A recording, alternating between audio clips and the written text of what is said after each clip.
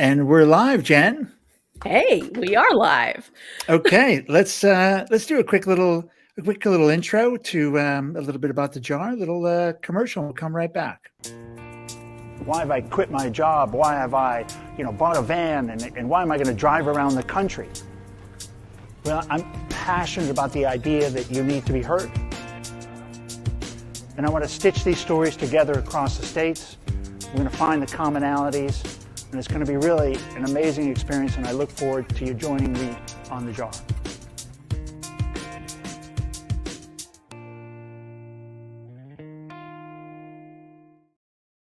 All right, awesome. So that's a little clip we did about a little bit year plus ago, before we were getting ready to do the jar, traveling around the country and listening to people's stories, which ultimately led to this podcast, Mental Health Today. And it's a chance to bring people in to share their mental health journey, whatever that looks like, and either from the outside or the inside of the business of kind of serving mental health. Jen, thanks for being a guest. Thank you so And much for having yeah, me. That is so yeah, cool. You have a commercial. I have a I don't have a commercial. commercial for my podcast. It's repurposed, right? It's a Yeah. steal from the other stuff, but it is a kind of And it's a hey, little it's a bit of a commercial. And it's fun to look back at it, especially too. I bet The it creation, is. yeah, the creation of it. Yeah. So it's really cool. Yeah. And so Merchandise. and the show is yeah, and the show is really actually sponsored. The this show is sponsored by the Jar Foundation, Mhm. and that came out of those interviews and the commonality, which I speak to at the end of that. That I'm going to Mhm. find the commonality and kind of and do something with it. And I think the commonality is the mental health crisis and what I've seen on the road and from a lot of different people from a lot of different backgrounds, no matter where they're at in the ladder of life today, age spectrum. It's everybody's got to face it at some point. And Mhm. so I want to talk about how do we make it better, easier. Yeah, absolutely. I mean, life is Yeah. hard, isn't it? It's hard. I call it life as a contact sport. Right. You better pay attention because you're on the field and somebody may likely decide to tackle you. Yeah, So you're you gonna get should, laid out at some you're point. gonna, You're gonna get laid out. or you might have to catch the ball and run. So you better you better keep your Yeah. head on a swivel. Yeah. Well, No, Jen, I yeah, what are you appreciate doing you. today? Who's Jen in the universe? What are Yeah. you doing in this Well, mental health universe? first, I want to say I appreciate you and everything that you're doing with this podcast and everything that you do with the Jar Mm, Foundation. It's important work. Like I said a thank moment you. ago, yeah, you're going to get laid out at some point. Life is hard. It's not easy. And a little bit about me: I am not a mental health professional. I'm Right. not in the mental health space, but I am a communications expert. So Yes. my background is in helping people learn how to find their voice and how to use it effectively. And Mm, so there tends to be some crossover. Even though I'm not a therapist, I had a student, I was teaching a human communication class one time, and at the end, she sent me an email after the class had ended, and she said, "You know what? This seemed like it was half communication, half therapy." I said, "Well, sometimes you gotta be willing to peel back the layers and oh, to get really come okay. face to face with some things that might be uncomfortable for you sometimes in order Mm, to, sometimes we got to get through the icky stuff to get to the good stuff, on the other side." And so so I've been true. doing this for 30 years. I started out in the Marine Corps, went into the service right out of high school, and that was probably the first time that I really came to face with some really difficult challenges, making me doubt myself, and dealing with depression, to a Mm, certain extent. Like many people, just so many different hats, so many different experiences as a mom, as a soon to be divorced, ex-wife, as a worker, as a veteran, as a professor. We all have all of these different hats, and so we tend to find ourselves stumbling through pivoting back and Mm. forth through all of these different experiences. And, my most recent one is after 27 years of being together, my husband and I have find myself getting divorced. So I have a That's not lot. not a small life event. No, absolutely not. And so through the communication, through the work that I do in working with people and helping them learn how to navigate this space and to become more confident, and comfortable with their communication skills. Of course, there's a little bit of crossover into Mm. the mental health, space. So I do try to make it clear, though, that even though I'm in therapy, which I am a big proponent of therapy, I am not a therapist myself. Yeah. Let me ask you I have a I'm compelled to ask you this question. Uh-huh. It, Yeah. 'Cause it just I just wrote this summary for a podcast that Mm, I just did the interview with the jar, and I mm. wrote the summary, and in the middle of it, I was, basically saying just a reminder of the importance of parents communicating with their kids, the Yes. words that we choose, Yep. right? The Mhm. themes and the things that we harp on, or man, it's permanent. Mhm. It Um, is. It so yeah, the day kind causes of a if struggle. Mhm. yeah, so I mean, maybe you can talk about just, from communication standpoint, Yeah. what's that like, and Mhm. what does that do to kids? Because I Mhm. imagine you see this as on both ends. Absolutely. And as someone who comes from a really difficult background, growing up, I grew up in a broken home. And in both homes, whether I was at my dad's place or my mom's place, there was alcoholism, there was violence, there was a lot of drug use.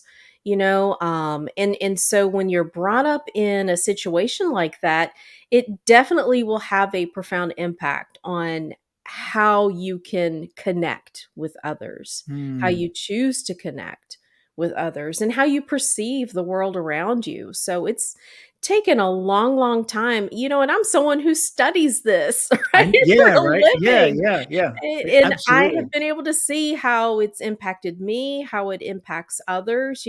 One good example, I talk about conflict, and how you react to conflict is directly related to how you grew up in the home. When you think about it, if if Oh, if you grew up in a very much. space, yeah, if you grow Yeah. up in a space where conflict is something that, you're the child, you do not speak unless spoken to, you don't have a say in any of this, and if you do say anything, you get yelled at. Or if you witness conflict, and you equate conflict to something negative, to yelling, sometimes physical violence, that's the only exposure that you've had. So of course, naturally, as an adult, you're going to be uncomfortable with Mm. conflict. One of the things that I do when I run workshops is I will ask the participants, take out a little yellow sticky, and when I say the word conflict, write one word that comes to mind. What's the Oh, first word that comes oh. to mind? Oh, interesting. And every single person, maybe there's one that'll be the exception, will write down something negative. And so when you think about it, if you grow up with this idea that conflict, that means something's wrong. Yeah, yeah. But we have to have conflict, right? At some point. You're I gonna mean, I we're mean, just going to have a natural course of disagreement. life. Yeah, Yeah, it's absolutely. it's a perfectly normal part of life, and sometimes you got to get through the conflict so that you can get to the resolution on the other side, and it's not necessarily negative, it's not necessarily bad.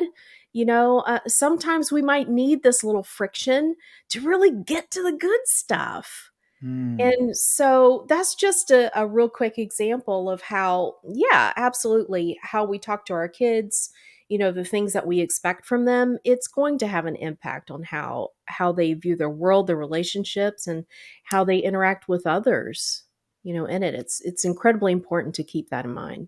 Yeah. Yeah, it was just, it's a repeated thing I've seen Mhm. before, many times, right? Just that, and Mhm. it's just like that reminder. I'm like, one more, I'm writing the notes, and I'm just kind of going Mhm. through it, going, wow. I mean, this Mhm. still the impact on, like you said, the life and the partner choices, Yeah. and Mhm. she's had that realization that she's gotten into this, two partners in a Mhm. row, and Mhm. it's the same kind of result. And she finally Mhm. has had that introspection where she connected it back to her mom and dad. Yeah. So she Yeah. had her own aha moment. Yeah.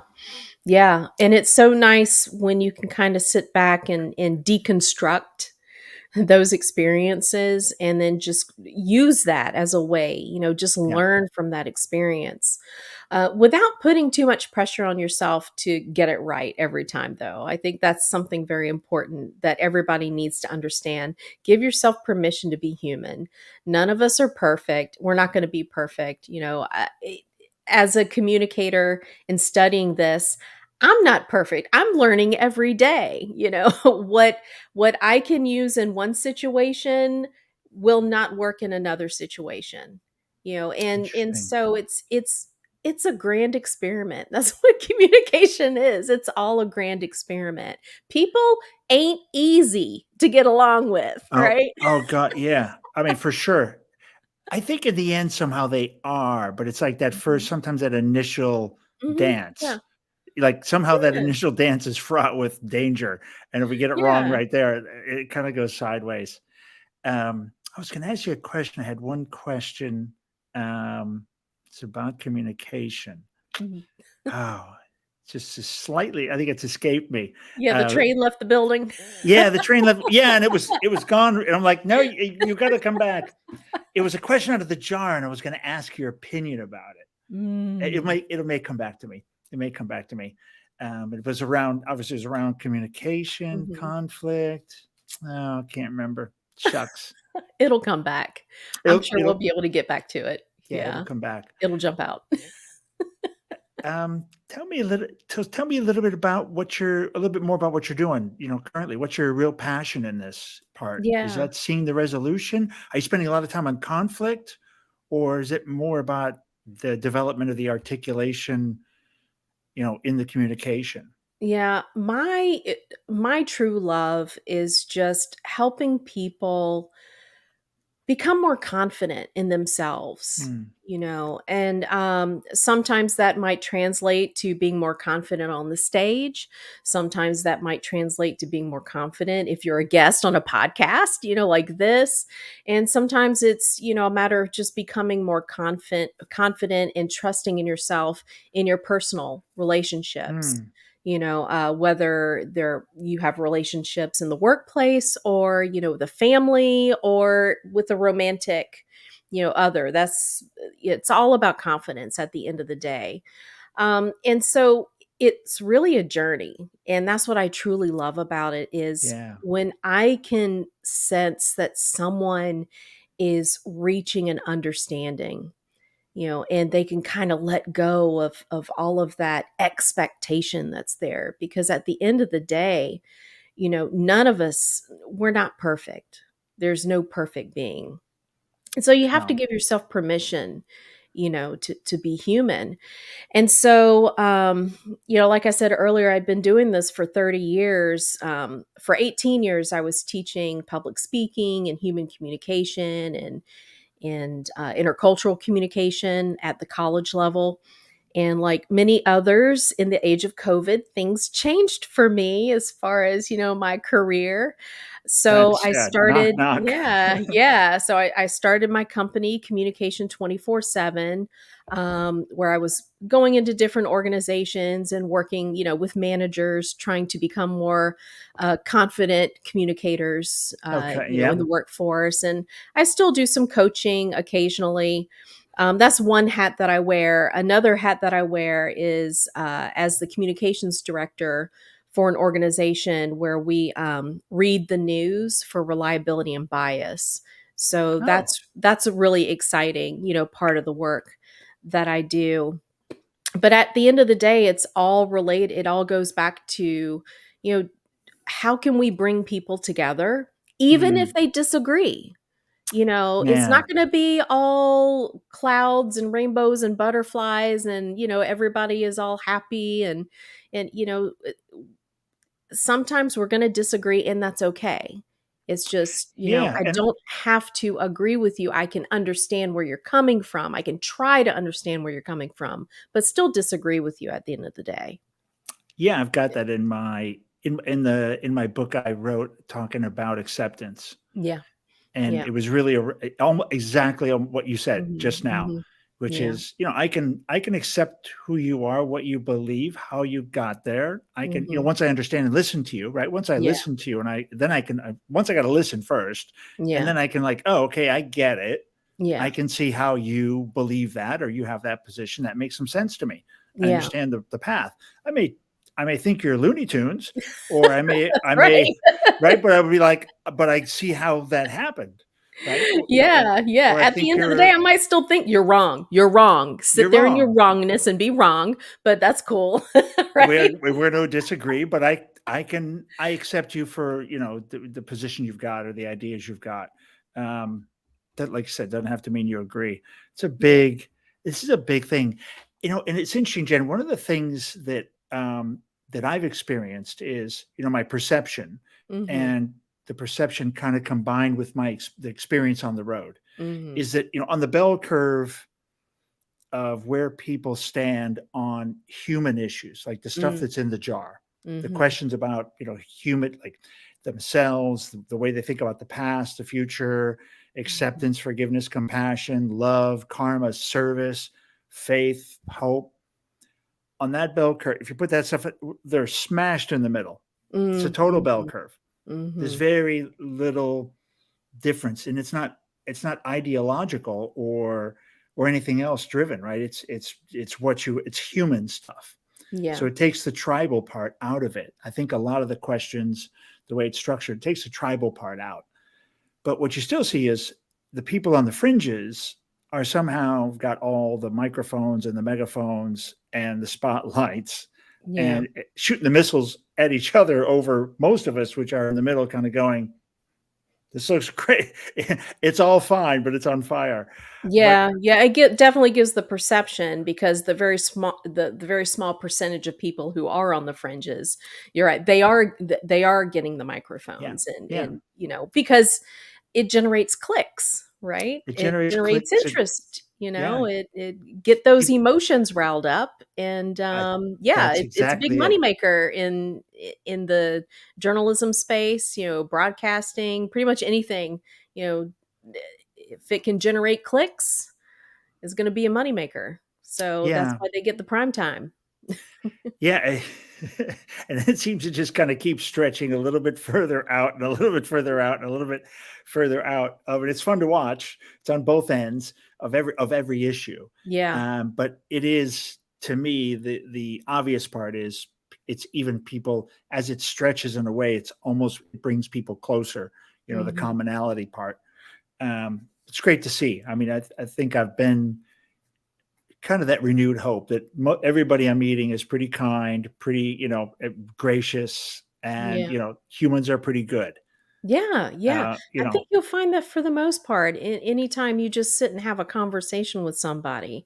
yeah. And again, you might walk away and, you may say, okay, well, on that one, that they have a pretty different perspective on that topic. But at Mm, the end of the day, when you start having conversations with people, you'll learn, hey, I mean, you're not too different. You still have the same worries, the same desires, the same, wants and needs yeah. that I do. Who doesn't want to be safe? Who doesn't want to be healthy? Who doesn't want to be successful? Who doesn't want to live in a nice home and, not worry about your children going to school? All of those Right. things. All of us at the end of the day, share those same worries and concerns. One of the big things around mental health, one of the big still challenges is Mm, stigma. mm, mm. And, what are your thoughts on? They seem to be trying to do some campaigns, so there seems Yeah. to be some effort, some PR at a government level. But anything else? I mean, what else do you see on that, and how? I mean, what are ideas to kind of clear away the stigma? communicate. I mean, Yeah. from what kind of communications do we need to do to get better? Yeah. I gotta tell you, I think it's gotten a lot better now than what it used to be, but it's Mm, still a struggle for a lot of people. I mean, I know just, I'll give you an example in the Marine Corps. And I yes. know this is a little bit of a struggle still in the military. Today, I mean, you are taught to be strong, Yep. suck it up, embrace the suck, get over it. Is it really that big of a deal? And just kind of move on. And Oh, so in some situations, that is a great talent to be able to develop, and absolutely. yeah, you got to really focus on whatever the emergency is at hand, deal with it. You can't get bogged down with that. So it's a Yeah. great talent to be able to have that, to compartmentalize, if you will. Um, but when it permeates everything, that's when the issues, can happen. Yeah. I Everything mean, you tends still to have to build drag up. that stuff, like you said, you still have to Yeah. get that stuff out and clean it Yeah, out. you really You, do. you So can't I bury it. there have been some strides made, I know in the military community, to try to get service members to understand that it Mm, is okay, to seek out mental health. But there's pockets within the service that still very much is that old school, mentality. So it is, at the end of the day, even though it's better now than what it used to be, yeah. like 20, 30 years ago, there's still a struggle. And I think throughout society, it's kind of the same. You hear people openly talk about therapy. Like I just, at the beginning I said, hey, I have my therapist. I Yeah. love talking to my therapist. Been seeing the same one for a few years now. She's amazing, helps put things into perspective, and she pushes me when I need to be pushed. It's a fantastic relationship that we've developed. So you'll hear people talking about, these experiences way more often now than you Yes. used to. Absolutely. But on an individual level, there are still a lot of people out there that they do still have that, it must be a sign of weakness in some way if you seek out Yeah. help. Um, so I don't necessarily know if there's a messaging problem. Mm, I I think the more people who talk about it openly, yeah. the easier it is for others to see that, oh, this is okay. So I think at the end of the day, if there's one thing that we can do, is just continue talking about it like we are now. Provide Absolutely. spaces for people to feel comfortable enough to share their experiences, and I used to be the opposite. Even when I first started, I was like, I'm not talking about this to anybody. I don't want anybody to think that, I got some problems, because let's face it, you got to be able to put pride to the side a little bit, you Ab- got to, yeah, Yeah. Well, and again, from a perception, like we think that's yeah, what it is, but yeah, like you find out when you talk to somebody, that's not what it is at all, right? yeah, It's a coach. It's a life yeah, coach in a way, hmm, that just yeah, helps you understand a specialist. You could almost call him like a specialist yeah, life coach that helps you kind of manage that gray stuff, hmm, all that gray stuff in between your ears and yeah. get, better performance, tweak it. Yeah. Like, you might hold back talking about, going to see a therapist because you have this perception that everybody, oh, I have it together, right? I'm a communication expert. I should be able to handle this. No, I'm a human. I'm a Yeah. Sorry. I human mean, being. Yeah. yeah, and I had a guest, just Chuck. I had a couple of guests, and one of them, just Chuck Hall. We just published his episode. He was on this show, and then it happened to be we didn't know it, but we were both in Atlanta, Very and cool. I drove my van over, and we met him at a place, and we did the interview. We did a jar Mhm. interview, and he talked a lot of. I mean, he talked openly about his struggles, Mhm. and ultimately finding out he had all these diagnoses, Mm. and but he's rocking on, and he's like, yeah, absolutely, it's part of life. It's part of it doesn't affect my work. If in fact it's my secret sauce, in a Yeah. way, and because he's working on it and he's been down that road, he can really speak from authority. And so even I was taken back a bit. I'm like, man, even a coach is going to like a therapist, and we're okay with Yeah. that, and that makes so much sense to me now. But Yeah. still, even I have that a little bit of like the instant question mark comes up. Like, is that okay to say that? Like, Yeah. can you talk about this? Yeah, yeah, and, Right? I'm a big fan of just ongoing therapy as well. Don't I don't think just it's think you have to have some big, huge, now but we I all do go through some major, life challenges, um, eh, but I'll give you, 3 separate examples and how it has helped me, and I hope this encourages mm, others, to want to seek out that help. Number one, with the childhood trauma, that I talked about. When yeah, you grow up that's in a broken home with all of goodness that, gracious. I didn't realize until I started talking with my therapist how much stuff was buried that was seeping out of the surface, and it Can't was imagine. causing all kinds of stuff, to go on. And I didn't realize that until Yeah, she was able to help me yeah. make that connection. A second example, I'm a breast cancer survivor. Mm. And so, I know I'm a strong person, and I know that I very easily can turn on the switch. Okay, focus, survival mode. Let's get this done. Okay, I've got Sounds the diagnosis. like a childhood defense mechanism. You're It really good at absolutely this. is. I'm very good. Yeah, when it Duck hits the cover, fan, I'm very good with that duck stuff. yeah, because you got a lot of you've got some good training. Yeah. Um, Oh, but Jesus. I didn't realize after, I went through the treatments and you think everything's supposed to be back to quote normal, there were some other things seeping under the surface, and I had realized that because you're in survival mode for so much of that, you really don't have a chance to sit back and really process Hmm. what happened and how it has genuinely impacted things, for you. I never took the time to do that. And so that's another thing that therapy helped me realize. And now, with this divorce, after 27 years of building a life with someone, Wow. you think that, you got it all planned out, like you're talking about grandchildren are going to be coming, along, and you create this world, that you live in. That's a huge thing, to have to figure out how to get through it. And so what I'm learning is it's a grieving process.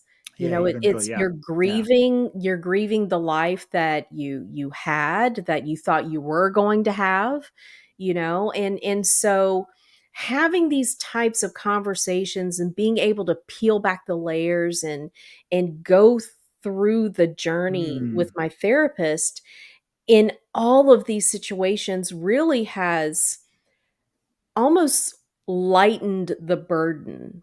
I feel so much lighter. I don't carry that weight. I don't blame myself for things. I've learned how to not beat myself up. Yeah, I love that. Yeah, yeah, and so we always talk about, practicing grace, right? You might want to extend grace to someone else, even if they don't quite Dessert. deserve Yeah, it. yep. You kind of do that because it's good for you to be able to It's actually good for really, you. yeah, good for you. It's But we also have to practice grace for ourselves. yeah. I've learned. That's something that I never would have thought about, if I had not had these conversations, with my therapist. So it really is just something that I have come to wholeheartedly believe in. Yeah. It really has turned around things for me in my life. And I know that if you can get a good therapist, let's put that asterisk out there. If you can get a good therapist, it can just, make a world of a difference. The work doesn't end though. That's the thing, Yeah.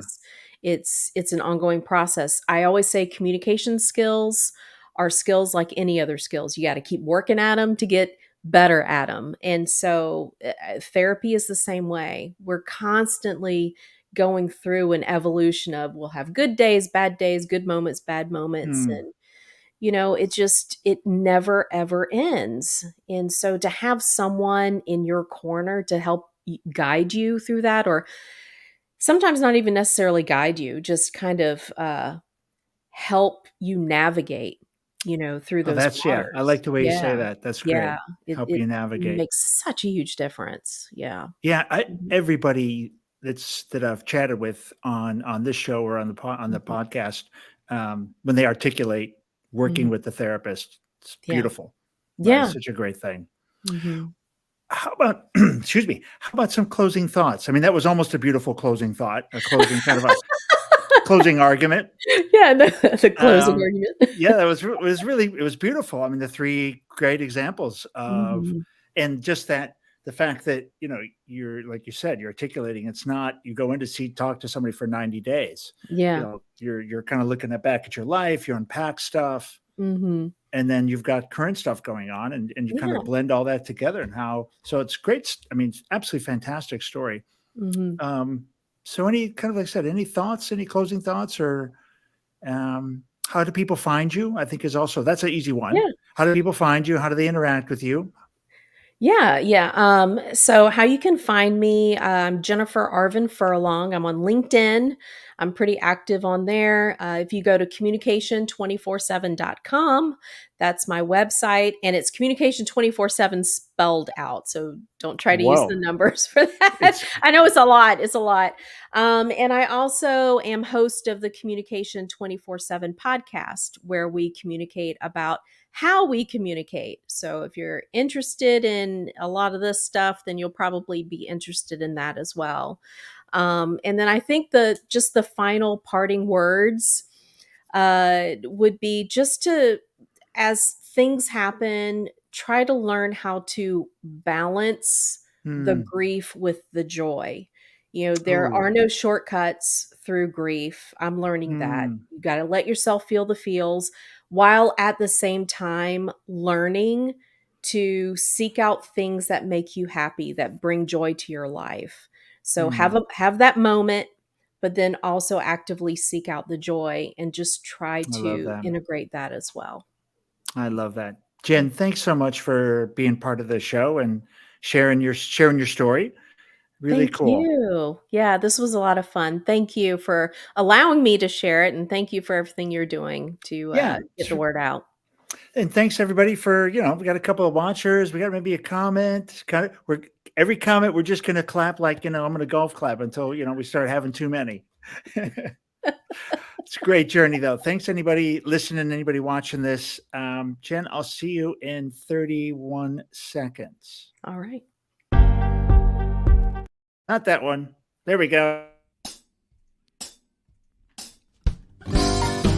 Yeah, loose, baby. We're about to go and make this vessel with these great professionals at Public Glass. We're not part of the community, but we're from the outer family of glassblowing. Yeah, we're going to go make a magical giant jar with optic lenses so that if you turn it, it changes all the time. So if you change the way you look at things, the things you look at change. In the mirror, eye to eye with a man